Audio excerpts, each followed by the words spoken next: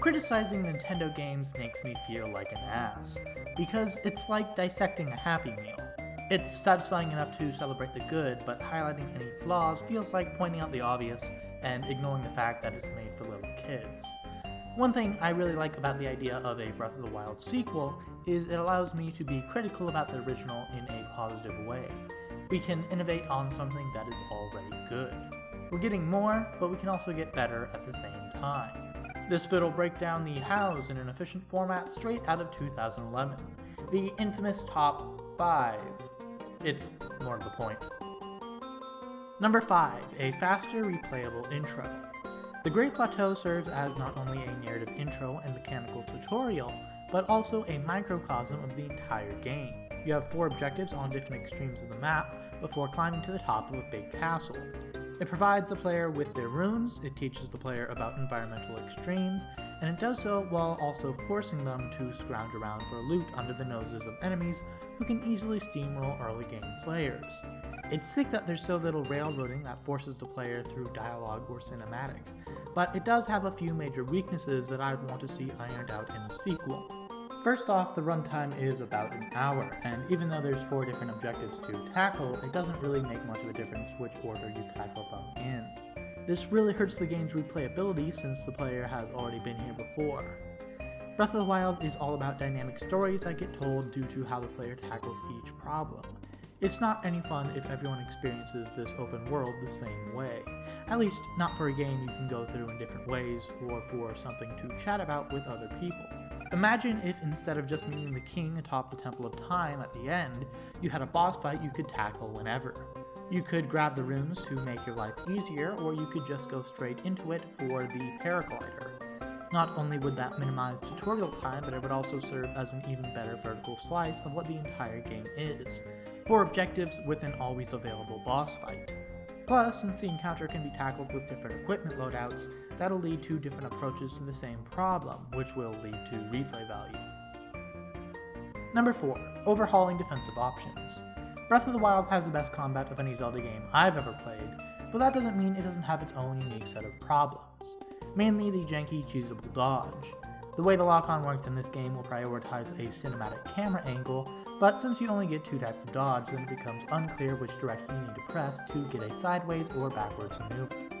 On top of that, dodging is almost always the most preferable option, since even an early dodge gets you out of the way of most attacks, whereas an early parry will leave you open. As if that wasn't enough, the flurry rush can be easily cheesed by standing in an already safe position and then dodging an attack that wouldn't have connected in the first place. The way it works right now seems to just be based off the timing of an enemy's swing, but that doesn't actually lead to close encounters. It just leads to kiting out inaccurate attacks to exploit. I think the game would be a lot more fun if it used an omnidirectional collision-based dodge that only netted you 1 free hit instead of a flurry. That way, the more risky parry maneuver would net you a better reward, and directional dodging wouldn't be a problem since you can move in any direction. However, if we threw that into the game as it is now, it would be busted, since we're giving the player more options in an already cheesable game. To fix that, I think it would be nice to make the counter trigger on collision. Normally the way combat works is that there's a hurt box on your dudes and a hitbox on their attacks. If they overlap, then the owner of the hurt box takes damage.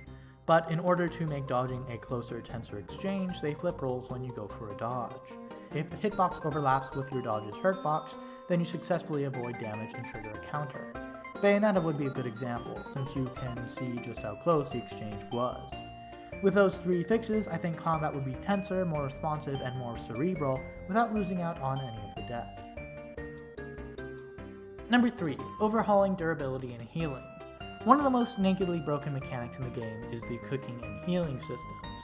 The way it works right now is that whenever you take a hit, you can just freeze time and eat a snack to nullify any mistake.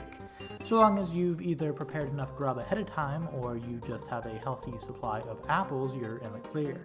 It's plainly just not very fun, since there's no gamble in any of it. You're just back to full HP before you're even back on your feet. Plus, if you cook any hearty grub, it's a full heal no matter how few ingredients you actually used. So it's incredibly easy to just break the game. The obvious fix is an active heal that would cost time to perform and leave you vulnerable to another hit if you just throw it out. In my mind, we could make room for a food selector on the controller by removing bow durability.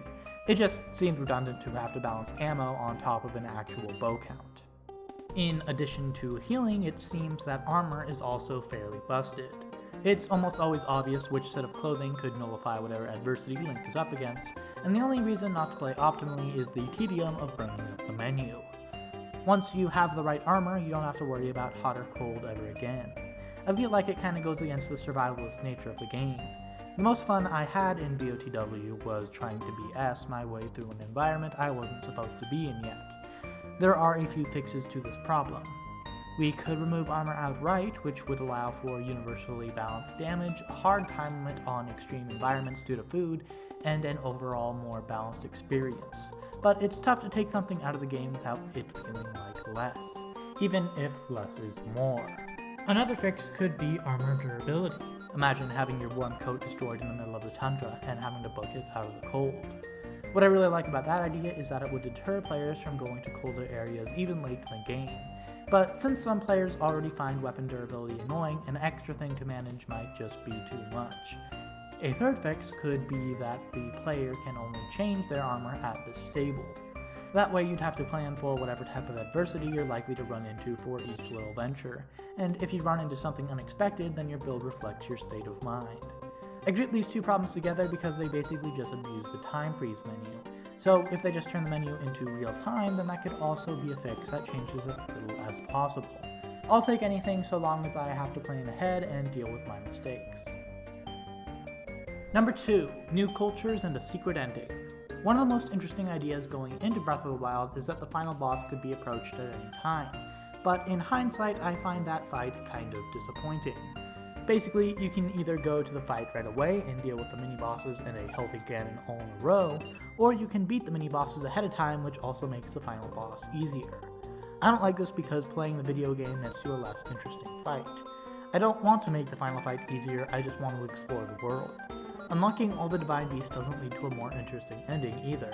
You just find the most generic version of each culture and then they cut the boss's health in half. I think we can do better.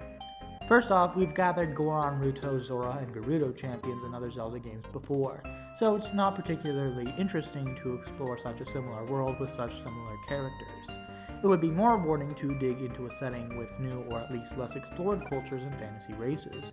There's gotta be some Twilight stranded on the wrong side of the portal after TP, or some separatist moblins that don't vibe with Ganon, or something.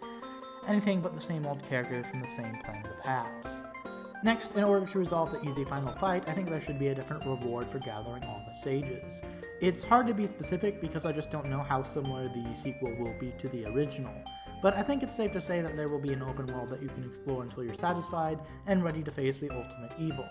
There will probably be some sort of secondary objective where you need to help the inhabitants of the world so they can back you up later on. I think that playing the game should affect your ending, but it shouldn't cheese it. A good compromise would be to unlock a completely separate shadow boss and secret ending if you go out of your way to save the world. For example, rushing the fight could put Ganon down for another 10,000 years, but with a little help from your friends, you could fight his true form and take him out for good. That way you get rewarded for your intrepidness with more video game instead of less. And my number one hope for a Breath of the Wild sequel feature is broken, unbeatable puzzles. One thing that Breath of the Wild does very well is its abstract puzzles. I'm not talking about the Divine Beasts or the shrines themselves, but its shrine quests, Korok seeds, and simple overworld puzzles. There's almost no feedback that you're getting closer to something or if anything will even happen, so when it does, you feel like a genius. There's a good sense of anticipation. In contrast, its regular puzzles are a bit bland. There's an intended way to beat the puzzle, but it's just easy to cheat it. In a way, it's very satisfying to outsmart the puzzle, but in another, I still feel like I need to go back and do it naturally. I guess cheating on an easy puzzle feels like I'm too dumb to do it the right way, even if doing the right way won't make me feel accomplished either. The way it works right now is usually comprised of 3 rooms: an introduction to the mechanics of the puzzle itself, and a sort of extra credit challenge that nets you a fun little item. At its best, these structured puzzles get the player to critically think about their tools and teach them new ways to interact with the world. But too often these moments just come across as cool ideas that'll never get fully explored, or just tedious roadblocks that can just be outmaneuvered. How can the game manage to make these more structured shrine puzzles just as interesting as its abstract shrine quests? I think it would be cool to have something like Mario Odyssey's Dark Side of the Moon, where old puzzles come back remixed at the end of the game. The twist would be that the puzzle itself is broken and cannot be completed the quote-unquote intended way. It's a bit of a weird poll to bring up, but I've always really liked that puzzle archetype, since the player not only has to show that they know how to solve the problem, but that they understand the puzzle so well that they can do it the hard way if pressured to. At the risk of coming across as needlessly optimistic about a game made for babies, let's take an example out of The Witness. There's a series of challenges that take place in a greenhouse, where you need to use tinted windows as a cipher to solve color-matching puzzles. It all culminates with an elevator that leads to differently lit floors. The colored boxes stay the same, but the lighting is the key to advancing to the next floor. The problem comes in with the fourth green colored room. You can solve the puzzle that should lead you to that floor, but the wire is broken and the elevator doesn't move. However, since you can tell that the next floor will be tinted green, you can reverse engineer what the colors you're looking at would be if they were under green lighting, and solve the puzzle that you haven't technically been presented with. It's incredibly rewarding to outsmart a puzzle, and if Breath of the Wild sequel experimented with this kind of design, then we could get all the highs of shrines with none of the lows. I hope this video doesn't come across as either needlessly critical of the original, or too starry-eyed at the idea of a sequel. I imagine the game will be as different from Breath of the Wild as Majora's Mask is from Ocarina of Time, but I guess I'm kind of hoping for something more like the difference between Super Mario Bros. And the Lost Levels. An escalation on what we've already played, and an expansion on what went unexplored in the original. Either way, I'm sure Nintendo already has their own priorities to work towards in a sequel. I just wanted to share mine so that when we're all chowing down on that Happy Meal in a couple of months, we can all really appreciate the particulars.